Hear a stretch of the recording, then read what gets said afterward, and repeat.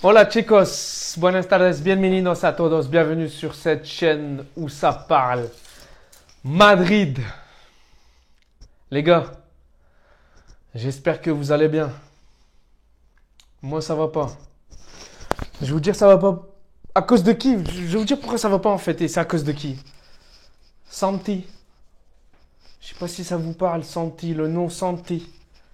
Arroba Santi, je ne sais quoi. J'appuie dessus sur Twitter et je vois que c'est un journaliste de foot mercato. C'est quoi? C'est qui lui? Il sort d'où? Les gars, faut arrêter. Faut pas écouter les Santi, les Santa, les Santa Anna, les Santa Maria. Faut arrêter d'écouter ces gens-là. Faut pas les écouter. Foot mercato. Enlevez toutes les notifications foot mercato, s'il vous plaît. Vraiment, ça sert strictement à rien. Faut arrêter de les suivre. L'application, supprimez-la, l'application. Perso, moi, je l'ai enlevé il y a bien longtemps. Enlevez-la. Ces mecs-là, ils connaissent rien du foot. Ils sont là à vouloir créer le buzz. C'est pour ça que je suis gavé, en fait, je suis saoulé.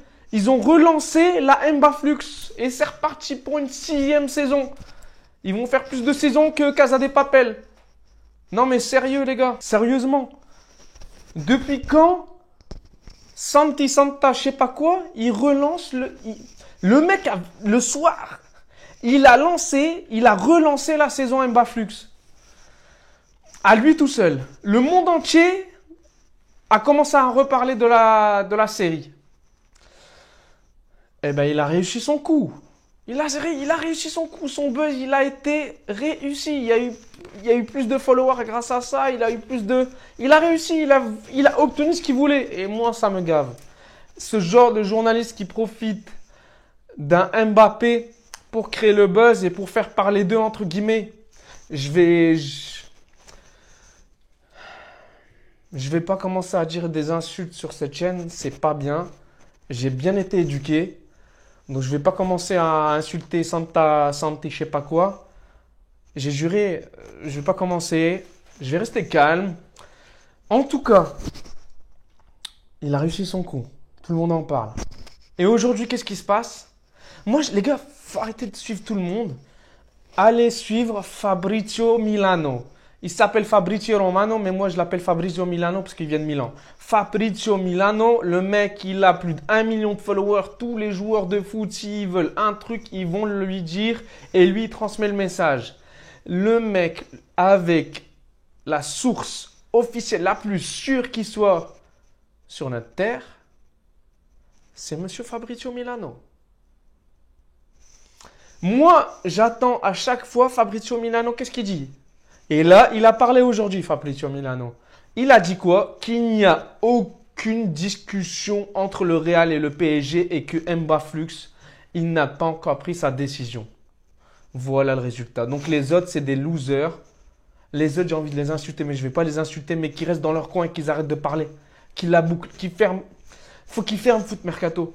Les gars, désabonnez-vous de Foot Mercato et de Santi Santa Cazorla, je ne sais quoi. Arrêtez de le suivre. Il dit que de la merde. Il dit que de la merde. Le mec, il veut juste créer le buzz. Hop, hop, hop. Il est là avec son petit expresso de Nespresso en mode George Clooney. Il vient se la raconter en George Clooney. Mais reste où t'es. Reste où t'es, bouge de là. Sors de la route. Sors de la route. T'es pas sur la même route que Fabrizio. J'ai juré, t'es pas sur la même route. Sors de la route. T'as été éliminé. Donc, on n'en parle plus, les gars. En tout cas, moi, ce que j'en pense de Mbaflux, c'est qu'il se moque du Real Madrid encore une fois. Il est là en train de faire la star. Ouais, j'ai pas pris ma décision, je réfléchis encore. T'as besoin d'une glace? T'as besoin de pâte pesto? T'as besoin de quoi pour prendre ta décision, mon gars? T'as besoin de quoi pour prendre une... Il fait trop le désirer. Et là, je vois quoi encore une fois aujourd'hui? La maman de Mbappé, apparemment, elle a dit oui. Mbappé, mon fils, n'aime pas quand on lui met la pression. Mais dégage de là, on t'a posé une deadline. C'est normal qu'on te pose une deadline. Tu crois quoi? Qu'on va te laisser jusque 2030 et qu'on va attendre jusque 2030? Frère, on aura grandi d'ici là. Hein. On aura vieilli, on aura eu 4 gosses. Hein. Et je peux te dire qu'on a eu que des Haaland, que des Vikings. Je te le dis. Et je préfère un Viking qu'un numéro 7 du PSG. Je vous le dis, les gars. Franchement. Les gars, Vikings, on est tous des Vikings. J'ai juré, on est tous des Vikings. Vive Haaland. J'ai juré, vive Haaland. Et même si Mbappé il vient, je serai pour Haaland, toujours, quoi qu'il arrive. Ça me gave. Ça me gave, les gars. Je suis en coup de gueule. Je suis en coup de gueule. Ce soir, je suis en coup de gueule. Aujourd'hui, je suis en coup de gueule parce que je vois même. Mais du coup, RMC et Fabrizio, ils ont démenti ce qu'il a dit, Santa, je sais pas quoi. Ils ont démenti. Ils ont totalement démenti. Fabrice Hawkins, là, le British, il a démenti aussi. Ils ont tous démenti. RMC également. Ils ont dit comme quoi il n'y a aucune discussion en ce moment entre le PSG et il n'a pas encore pris la décision. Donc, les gars, il fait trop le désirer, Mbappé, la vérité. Et plus on attend, plus le temps passe et plus on le déteste. Parce qu'il fait trop le désirer, les gars. On n'a pas de temps à perdre avec lui. Je vous jure, on n'a pas de temps à perdre. On n'a pas de temps à perdre. Quand je le vois en train de demander le trophée à un mec du PSG, il l'a limite dégagé comme une merde. Il lui a dit, qu'est-ce que tu fais? Ramène-moi le trophée et tout. Il a en mode, il était vénère. Wesh, mon gars, respecte les gens. Le mec, il fait trop la star. Il fait trop le dictateur. Et en plus de ça, il a réussi son coup. C'est un dictateur. Le film Le Dictateur, il a été ressorti en 2023-2024 là, et c'est Mbappé l'acteur. C'est Mbappé l'acteur. C'est un dictateur. Les gars, moi perso, je veux pas d'un dictateur au Real Madrid, la vérité. La vérité, qui reste où il est avec Gomez, Vitolo, je ne sais quoi, Vitinha, machin, bidule, qui reste avec eux, je te jure. Moi, j'en veux pas, la vérité, parce que ça ne va pas coller avec Vinicius. Il joue le même poste. Vini va être à gauche et l'autre là, j'allais dire CR7. Mbappé, qu'est-ce qu'il va faire? Eh bien, il va coller là, le côté gauche. Ils sont tous les deux. Tous les deux, ils jouent. Ils aiment bien jouer à gauche. Tu peux pas. Moi, pour moi, ça colle pas. Je sais pas ce que vous en pensez. Si Mbappé il arrive, comment tu veux intégrer Mbappé? Carlo Ancelotti, il faut qu'il prenne plusieurs paquets de Doliprane et de paracétamol parce que sa tête, elle va exploser. Sa tête, elle va exploser. Je vous le dis, moi. Moi, à sa place, si Mbappé il vient, je ne sais pas comment il va gérer les attaquants. C'est pour ça, Haaland, c'est mieux. Un attaquant de pointe, c'est son poste. Il ne bouge pas de là-bas. Vinicius, côté gauche, il lui appartient, il lui reste. Rodrigo à droite ou Brahim Diaz. Et on n'en parle plus. Basta, ça s'arrête là. Ça s'arrête là. Moi, je ne sais pas ce que vous en pensez. Dites-le moi en commentaire, la vérité, parce que moi, je commence à en avoir ras-le-bol. Mbappé, comment vous voulez qu'il s'adapte dans un dispositif comme le Real Madrid? Est-ce qu'il va réussir à s'adapter?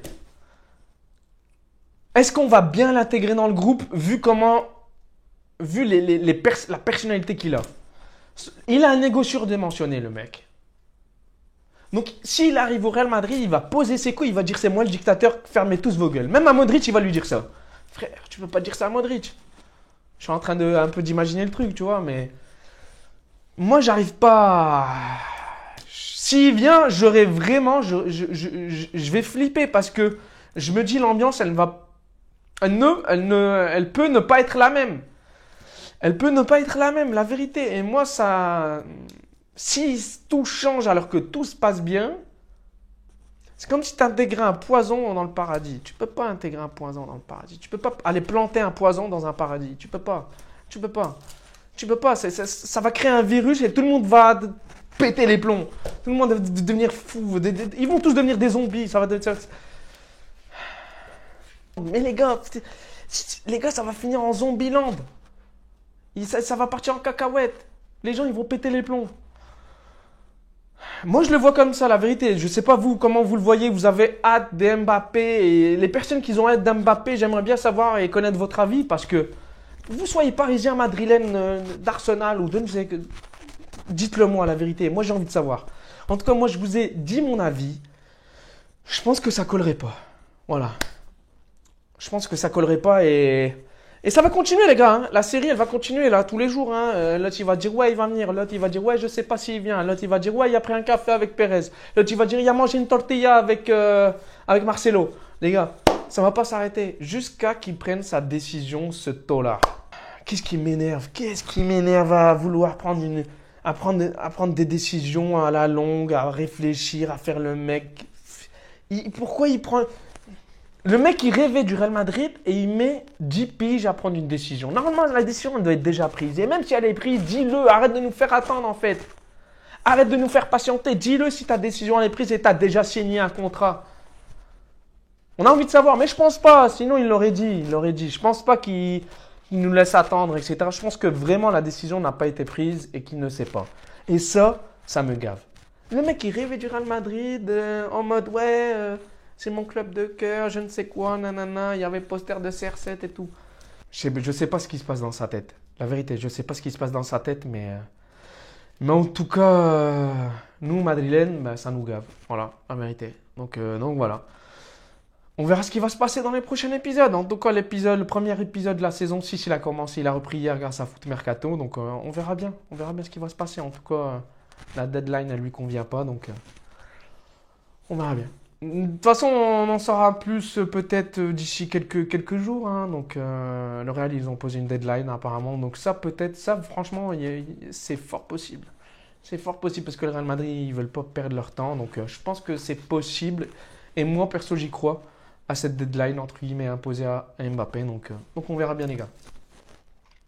Bon, ce matin, il y a eu des bonnes nouvelles aussi aujourd'hui. Retour de Militao et Courtois. Putain, les gars, franchement, Courtois, je l'ai vu en train de faire des arrêts là. Je vais vous montrer la vidéo. Il est en train de faire des arrêts, il bouge, il court, machin et tout. C'est exceptionnel, le mec. Je l'ai vu il y a un mois en béquille. Et là, il est en train de courir. C'est impossible. Ouais, j'y crois pas. Militao, il a commencé à courir aussi.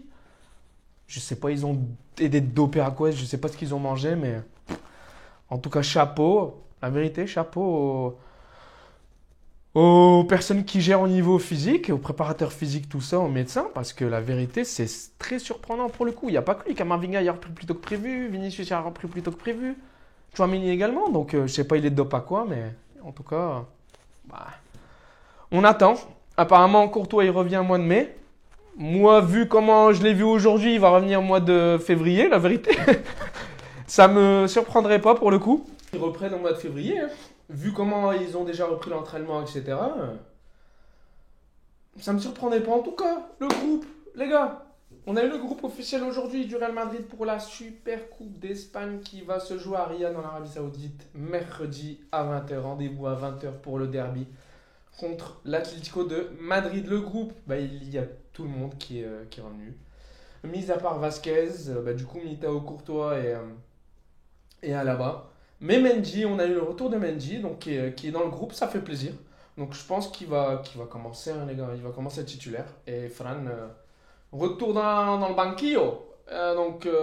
Mendy titulaire normalement contre l'Atlético de Madrid. Donc je pense que c'est plutôt bien. Moi, perso, je préfère un Mendy contre les grosses équipes, hein, parce que Fran, il n'a pas assez d'expérience pour ce type de match, entre guillemets.